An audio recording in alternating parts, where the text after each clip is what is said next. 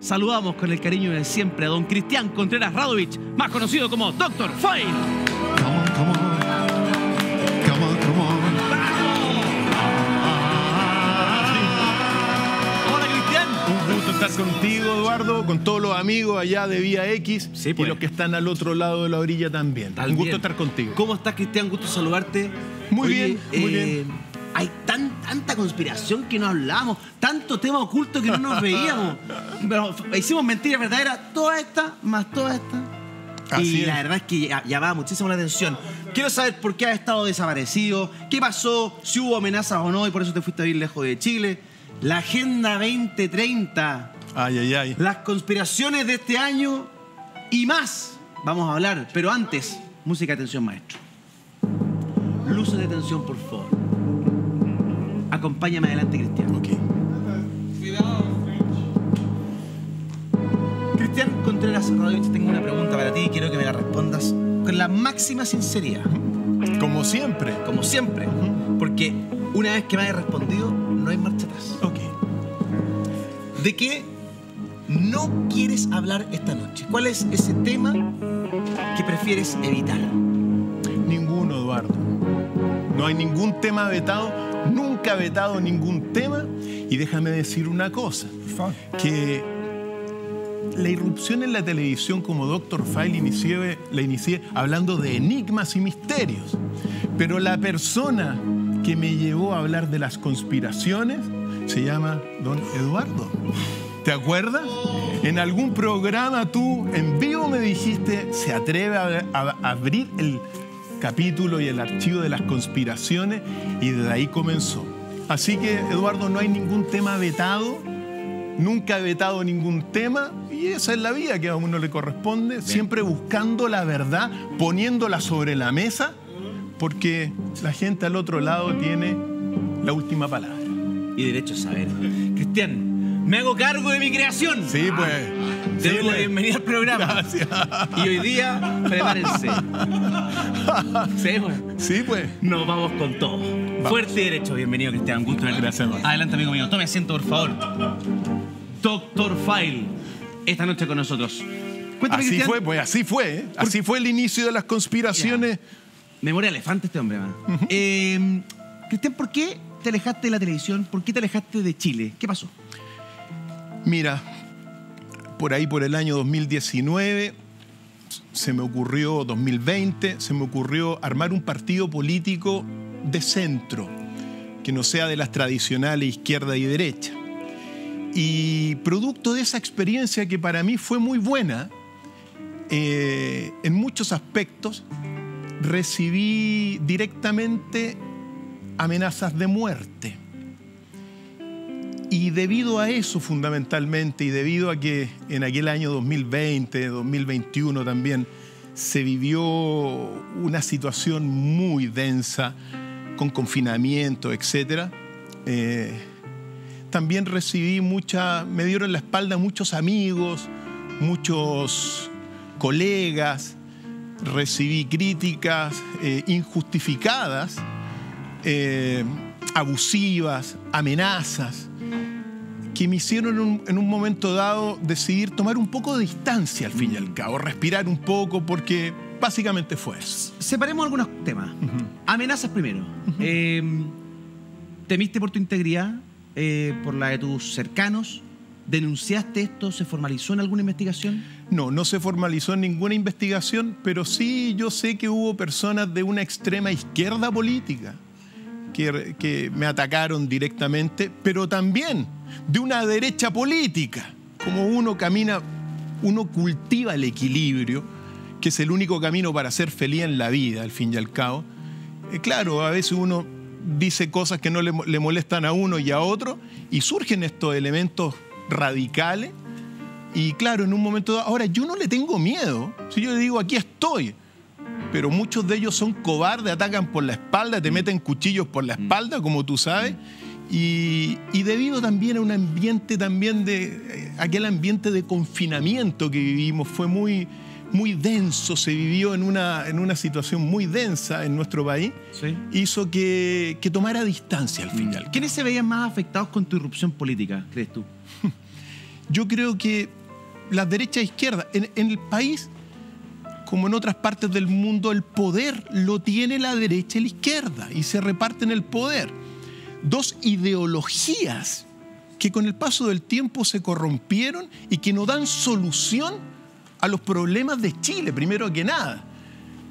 Una cosa son las ideologías, otra cosa son las personas. Y el problema no son las personas, son las ideologías que controlan a esas personas e irrumpen personas que te aseguran que la izquierda va a tener las soluciones, que no las tiene, y lo otro, que la derecha tiene las soluciones y que tampoco las tiene, han tenido la oportunidad y no la han logrado. Entonces, uno irrumpe con una visión de centro político, de equilibrio, entonces comprenderás que cuando uno irrumpe no le va a gustar mucho a los que tienen el poder. Claro. Pero bueno. Y también dijiste que amigos te habían dado vuelta la espalda. Claro que sí. ¿Quiénes?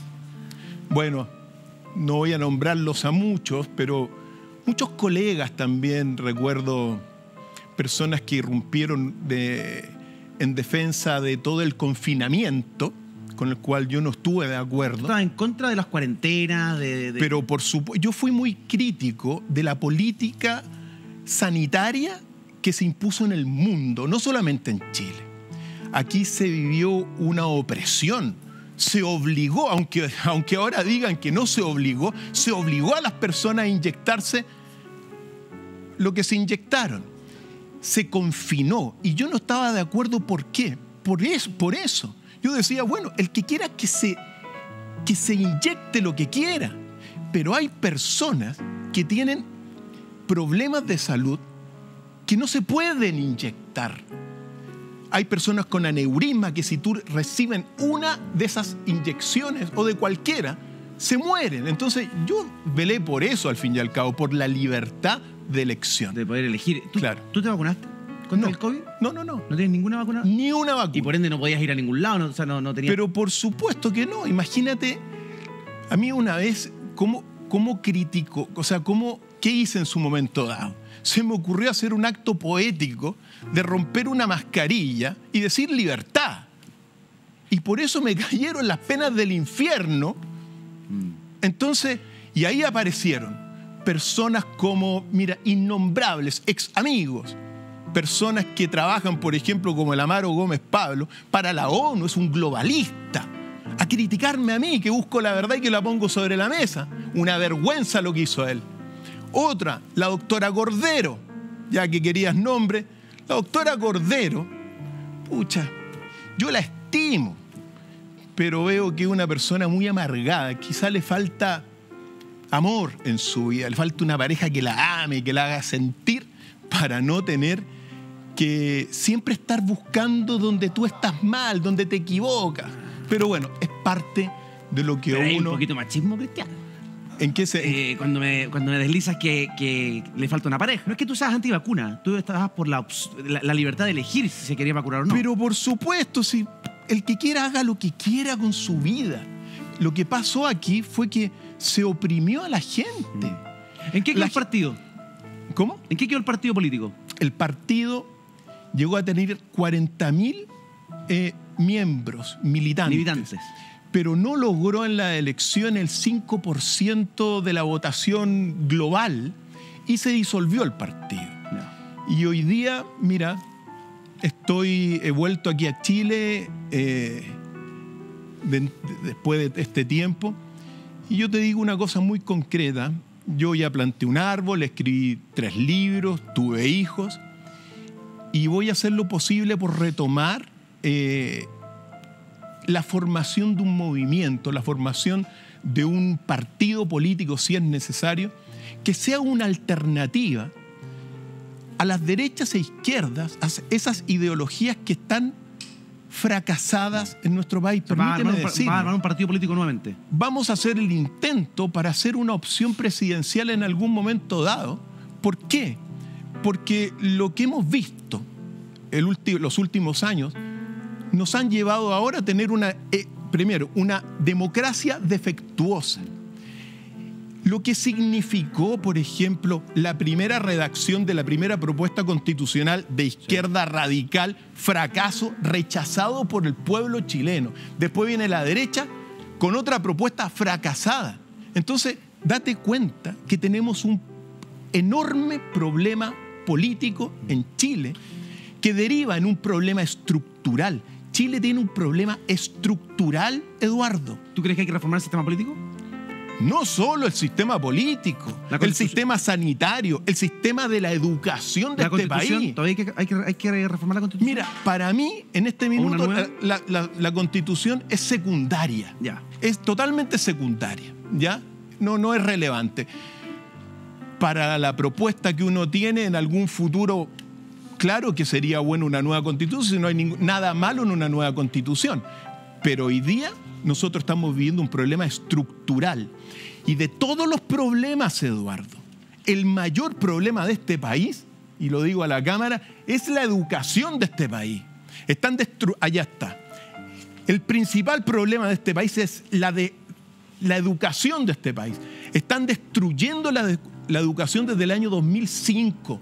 La reforma educativa construccionista que le importaron de España, querido Eduardo, fue una reforma que ya en el 2005 en España había fracasado y que le imponen en el 2005. Yo en aquel año, levanté la voz yo estaba en el ámbito académico en aquel momento. Pues 20 años después, se repite exactamente lo que ocurrió en España. Se niveló la educación hacia abajo.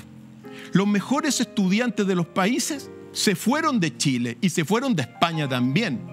El profesor perdió completamente la autoridad. Las clases en aulas se volvieron ingobernables y esa ingobernabilidad salió a las calles en manifestaciones como el estallido social. Jóvenes que han tenido en el fondo durante este último tiempo mala educación, desarraigo, falta de comprensión lectora y en consecuencia, gracias a estos nefastos gobiernos de derechas e izquierdas, han destruido a una generación de nuestro país, quitándole la filosofía que es la madre de todas las ciencias, e incluso también la historia. Entonces, cuando tú ves el panorama, complejo. Es complejo. Chile tiene un problema estructural y requiere una solución estructural. Cristian, subiste tu opinión del gobierno en un meme, mira. Eso es lo que tú sientes, observas por parte del actual gobierno, que la ONU, de alguna manera, con su agenda, esta Agenda 2030, controla nuestro gobierno. Por supuesto que sí, pues. La conspiración te dice eso, al fin y al cabo. La conspiración te define la política real. La política real es la política de la guerra, la política de la sangre, al fin y al cabo. Y te la define así. Y cuando tú ves al menos ese meme, como le dicen, claro, pues, habría que ver quién financió en su momento dado a estos que ahora están en el gobierno. Pero si el gobierno de ahora fuera un gobierno de derecha, ¿la imagen sería la misma? ¿Aquí no hay diferencia entre izquierda y derecha? Pero es la misma si trabajan. Lamentablemente, estamos a años luz de tener gobiernos que trabajen para el pueblo chileno. En realidad, querido Eduardo, nosotros vivimos en una oligarquía. Nuestros países son oligárquicos desde hace 500 años. Acuérdate que el siglo XIX se le reconoce en la historia de Chile como el siglo de la oligarquía. Esa oligarquía, de una u otra forma, se ha prolongado hasta el día de hoy en una clase política, en una clase de empresarios, en una clase que, en el fondo, no logra el desarrollo de nuestro país. ¿Hay algún país en el mundo, Cristian, que esté fuera en esta lectura de la oligárquica, de la garra, de la mano de la ONU? ¿Alguno? Son 194 países debajo de la ONU, ¿ya? Ahora, en este minuto, sea lo que ha hecho Rusia, por ejemplo, hoy día con el conflicto en Ucrania, ¿sí?, se ha desprendido del plan inicial del nuevo orden, ¿sí?, que es en el fondo una gobernanza global.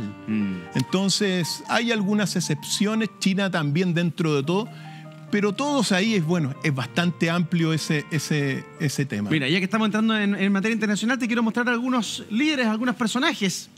Y quiero tu opinión, tu comentario. Javier Milei, presidente de Argentina. Brevemente, él es más judío que argentino. Eso te puedo decir de Milei. ¿Qué significa aquello? Que en el fondo yo creo que pone los intereses de su religión por sobre los intereses del país en sí. Me parece eso, para decirlo a grandes rasgos. Pero y aquí está el punto, es lo que los pueblos han elegido. Sí. Uno puede criticar, por ejemplo, a Gabriel Boric, pero es el presidente que eligió. Es el presidente menos preparado en la historia de Chile. Y está en el gobierno. Es una persona con poca educación, le falta mucha educación, falta preparación, desarraigado. Cantaba por ahí que quería hacer sus necesidades en el casco de un militar. Una vergüenza. Pero es el menos preparado de todos los presidentes que hemos tenido en Chile. Pero el gobierno de Piñera, el peor gobierno de la historia de Chile. Así es mi opinión. En tu opinión, pasamos del peor gobierno al peor presidente. Pero el presidente tiene un cambio. Esa persona que tú me relatas no lo dijo siendo presidente, lo dijo antes. Y claro, él ha asumido de alguna manera esa responsabilidad o esa culpa. Él ha dicho, bueno, no es lo mismo ser activista que ser presidente de la República. Ha tenido un cambio, de hecho, desde su propio sector se le critica por este cambio de actitud. ¿No hay ahí una valoración de este proceso de cambio del presidente? Para mí no. Para ti no. Para mí no. ¿Por qué? Porque una persona que promete lo que prometió durante su fase agonal de ida al poder, los grandes cambios para Chile. Tú sabes que yo he propuesto grandes reformulaciones para nuestro país y él irrumpe con grandes transformaciones para nuestro país. ¿Y cuál ha hecho? Ni una. Entonces tú lo ves como una persona que en el fondo, más que adaptarse, está aprendiendo a ser presidente de la República sin preparación y no cumpliendo nada de lo que prometió. Hubiese cumplido algo, pero uno tiene que tener, uno se adapta, pero tiene que tener ciertos principios que este presidente no los tiene, lamentablemente. Veamos otro personaje, atención. Kim Jong-un, estamos en la arena internacional, el líder de Norcorea. Vaya. ¿Cómo lo ves? Mira, lo veo como una amenaza directa para los Estados Unidos. Es un líder de Corea del Norte que es un punta de lanza para todo lo que es también China. O sea, China en gran medida está detrás de Kim Jong-un. ¿Es gravitante realmente Kim Jong-un? Me parece que sí. Recuerda que el gobierno de Estados Unidos lo califica como uno de los países del eje del mal. ¿Te das cuenta? Entonces, sea lo que sea, su desarrollo armamentista es un limitante para los deseos expansionistas también del imperio de los Estados Unidos. Mira, entonces, ya que hablaste de Estados Unidos, Joe Biden, el presidente norteamericano. Ay, Joe Biden. Joe Biden es un viejo con problemas de memoria que gobierna un imperio. Eso es Joe Biden. ¿Está incapacitado para ser presidente de los Estados Unidos? Yo pienso que para un nuevo periodo ya es muy viejo. Tiene problemas de memoria evidentes y gobierna un imperio. Y este también es totalmente un globalista, o sea, un globalista tremendo. ¿Estás de acuerdo con esas teorías que hablan de que hay algo extraño en él, que la imagen de la camisa y el cuello, como que si tuviese una máscara, una cosa extrañísima? Mira, se habla de estos reemplazos. Claro. Mira, lo que sí te puedo decir, no lo puedo asegurar, pero sí he hecho algunos programas sobre el nivel de disfraces que hoy día existen. Y tú puedes estar aquí presente y es un disfraz. Sí, completamente. Están realizados con toda una técnica digital de impresión. Incluso ahora sudorizan estos nuevos disfraces que lo ocupan evidentemente los servicios de inteligencia. Son la CIA, los servicios de inteligencia te ocupan estos trajes. Yo no sé en el caso de Biden si habrán sido un reemplazo, pero que de que existen estos disfraces, existen. ¿Hace alguna diferencia si el próximo presidente de Estados Unidos es Joe Biden o Donald Trump? Yo creo que hay diferencias, sí. ¿Para el orden mundial? Sí. A ver. Mira, hay una diferencia, por ejemplo, en el caso de Donald Trump. Recuerda que él se sacó a Estados Unidos de la OMS. Sí, claro. Criticó a la OMS. La dejó de financiar. Por eso mismo. Entonces, evidentemente hay cambios. Hay una mirada más soberanista en lo que es Donald Trump, pero manteniendo básicamente todo. O sea, a nivel de la economía va a seguir con sus cosas, pero sí hay algunas críticas relevantes, por ejemplo, detrás de Trump, por ejemplo, a todo lo que es esta voluntad del tratado pandémico de la OMS que interfiere en la soberanía de los países. Y Donald Trump le dijo, un momento, oye, ustedes quieren imponer, y le dijo, y paró el financiamiento. Entonces, yo creo que hay cosas relevantes ahí.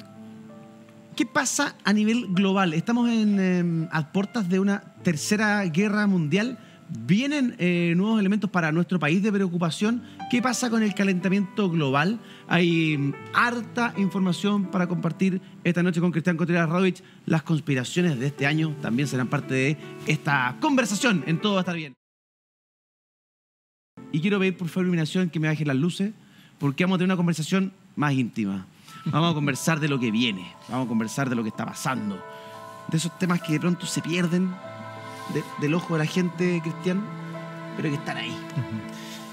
¿Estamos cada vez más cerca de una tercera guerra mundial, Cristian? Sí, no, ¿por qué? Desde mi punto de vista, estamos en una tercera guerra mundial en cuotas, real pero solapada. Ah, mira. ¿Por qué? Porque se define como una guerra mundial cuando participan 5 países en un conflicto. Por lo tanto, desde el conflicto en Siria, ahí participaron más de 5 países. Uno puede decir que hay una guerra mundial. Ucrania no es Ucrania contra Rusia, sino que es Ucrania con toda la OTAN contra Rusia. Hay más de 5 países con mercenarios, con armamento involucrados. Por lo tanto, mi análisis es que estamos en una guerra mundial solapada, real. Lo que no se ha detonado es la guerra mundial nuclear, que ese es el gran peligro. Pero guerra mundial estamos, querido, al menos dentro de mi visión. Con la llegada de un nuevo inquilino en la Casa Blanca, Biden podría continuar, o Donald Trump, el que se detone esta guerra nuclear, ¿se puede acelerar con uno o con otro? Mira, lo que sí, la guerra, más que la guerra mundial, la guerra nuclear.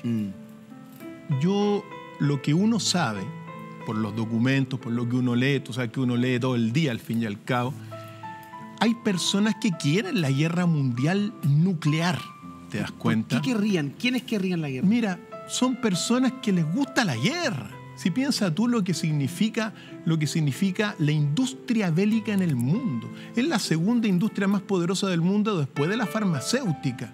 Entonces, es muy sencillo. Para poder vender las armas necesitan evidentemente guerras. Lo mismo que se necesitan enfermedades para vender los remedios. Pero hay un peligro real. Porque hay personas que están trabajando para desestabilizar el sistema, precisamente en Ucrania, y para que se detone lo que estuvo escrito en las piedras de Georgia. Las famosas piedras de Georgia, que fueron un monumento puesto como la culminación del racionalismo. El primer mandamiento salía: hay que mantener a la población del mundo en 500 millones de personas. Quien quiera que haya hecho eso, quien quiera que haya puesto esas piedras de Georgia allá en los Estados Unidos, bueno, eso implica que 7.500 millones de personas hay que hacerlas desaparecer. ¿Cómo? a través de un conflicto mundial nuclear. Entonces, ¿qué quiero decir? Que así como hay personas que buscamos la paz, porque yo siempre llamo a la paz, hay personas que quieren en el fondo una despoblación mundial a través de una guerra nuclear. Ahora, esas 500, hoy día, mira, hoy día hay un mundo subterráneo. Estados Unidos tiene ciudades enteras bajo tierra, con búnker, con todo, pero también China, Francia, todos los grandes países. ¿Y esas ciudades se podrían sostener ante un conflicto de largo aliento? O sea, están interconectadas, están armadas. Todas interconectadas. Entonces, claro, se van ahí esta oligarquía mundial, por decirlo así, y los que estamos arriba, bueno, pasamos a mejor vida para pasar a esta otra etapa del mundo, según al menos lo que han planteado estas personas. Son unas mentes psicóticas. Pero es una locura, estamos hablando de arrasar con la humanidad. Sí, pues. Somos 8.000 millones de seres humanos sobre el planeta y dejar 500 millones, la gran mayoría muere. ¿El planeta podría continuar con una reducción humana de esa magnitud? Mira, la historia dice que sí. Cuando uno ve que, por ejemplo, han habido extinciones de vida en masa sobre la Tierra, 5 grandes extinciones en masa sobre la Tierra, la última, el meteorito, hace 65 millones de años, uno dice, bueno, a pesar de esa extinción, la vida se ha logrado volver a desarrollar. Y yo pienso que sí, pero cuando tú ves, por ejemplo, los comentarios de los que dirigen la OTAN, por ejemplo, cuando ves las reacciones también de Putin diciendo, bueno, si nos atacan estamos dispuestos a tener armas estratégicas nucleares atacando. Hay modelos científicos de ataques nucleares, entonces uno tiene que estar precavido y siempre llamar a la paz. Eso es lo que me corresponde a mí, pero de que hay estas personas buscando este conflicto global, existen. Cristian, ¿qué pasó con esta pintura? ¿Qué hay detrás de esta pintura del rey Carlos III de Inglaterra? Vaya la pintura. Mira, esta es una pintura que rompe con todas las tradiciones de las pinturas de los grandes monarcas. Esto es una pintura moderna. El autor se llama Jonathan Yao y es una persona que trabaja en sus obras para buscar las segundas y terceras lecturas. Entonces, uno tiene que enfrentar esta pintura no solamente con que un cuadro rojo, claro, sino con qué hay detrás. Y si tú empiezas a mover la pintura, aparecen muchas cosas detrás que no se ven a simple vista. Al lado, mira, mirando hacia la derecha de la pantalla, un poquito arriba, se ve la cara de un niño, de un bebé. ¿Te das cuenta? Bueno, por eso es difusa. Entonces, bueno, ¿qué simboliza un bebé? Un bebé cubierto con un rojo que parece sangre. ¿Te das cuenta? Sí. Después. Sí, ahí lo vi. Por supuesto que sí. Esta guagua, este bebé, está ahí. Efectivamente, por ahí está. Ahí. Y está dentro de la cara de lo que parece un soldado o un gladiador, ¿o no? Mira. ¿O no? Ahí está la... Oh. Arriba a la derecha, mira. Yo estoy sin los lentes en este minuto, pero... Ponte los anteojos. En esa zona ahí está la quijada, ahí está la boca, ahí está la nariz, los ojos. Y ahí dentro está este bebé que tú permite mencionas. Acompañarte porque también, por ejemplo, si uno ve acá, ojo, nariz, boca, de una especie de bebé. Una guagua, claro. Este cuadro se demoró 3 años en pintarse, entonces no es una cosa al azar. Fíjate tú también acá, primero el rojo. El rojo no solamente significa poder, significa pasión, pero también significa muerte. ¿Te das cuenta? La muerte quizá que no solamente ha significado el imperio y la corona británica en el mundo, muertes por todas partes, sino que también puede ser el rojo de la amenaza de muerte por el cáncer que tiene el rey. Mira. ¿Te das cuenta? Esto es una mariposa, pero Sí. es una mariposa corona. Sí. La mariposa corona simboliza las almas de los muertos. Fíjate tú, que fluyen. Entonces, bueno, rojo, niños ahí, quizá si uno recuerda cómo Inglaterra apoya a Israel y cuántos niños han muerto en la Franja de Gaza, ahí, fíjate tú esto, almas, digamos, en toda esta cosa. Ahora, si tú empiezas a hacer, que no se puede hacer acá, el juego de la pintura especular. ¿Qué es eso? La pintura especular es el reflejo de la pintura. Es como poner un espejo así. Perfecto. Bueno, te aparece el mismo macho cabrío acá, pues, ¿te das cuenta? ¿En serio? Que vendría a ser el que gobierna todas estas cosas. Pero esta técnica de la pintura especular te abre otra dimensión de lectura de este cuadro del retrato del rey Carlos. Tomemos asiento, Cristian. ¿Qué podemos interpretar de este cuadro? ¿Hacia dónde debiésemos entender estos símbolos, esto que tú nos estás contando? Yo creo, mira, a mí me tocó hice un programa, está muy desarrollado todo lo que simboliza, pero como quizá, como lo dijo el autor del retrato, Jonathan Yao, te refleja la personalidad y el carácter más íntimo de Carlos III. Con todo lo que implica, con todas las lecturas, con un rojo. Imagínense esto, nunca... Todos los retratos siempre habían sido realistas. Esto es un cuadro que rompe con toda la tradición, ¿te das cuenta? Entonces, y hay muchas lecturas de ahí. Como te digo, la pintura especular te lleva a ver cosas que son bastante, bueno, siniestras detrás de todo esto. Pero hay algo íntimo y yo creo que por ahí va la cosa. En tu conferencia, El despertar de la conciencia, ¿profundiza respecto de este cuadro y otros temas? No. Sobre el cuadro, no. No. El cuadro lo pueden revisar en mi canal YouTube Doc Files, ahí está analizado.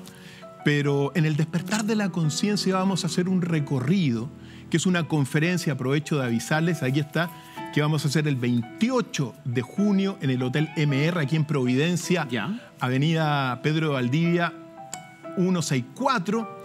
Las inscripciones, ahí está el teléfono y también en inscripciones@academia.cl, ahí se pueden inscribir. Vamos a hacer un recorrido desde el origen de la humanidad, viendo cómo el encuentro entre el Oriente y el Occidente, que es la gran síntesis que estamos viviendo ahora cultural, nos permite tener una visión mucho más amplia y comprensiva, no solamente de nuestro pasar por la vida, sino que nuestra relación con el universo entero. Mira. La conciencia, la mente, está en todo el universo, es una sustancia que nos permite viajar por la historia. Vamos al pasado. ¿Por qué recordamos el pasado? Porque hay una sustancia mental que nos permite ir al pasado, traer los hitos y volver acá.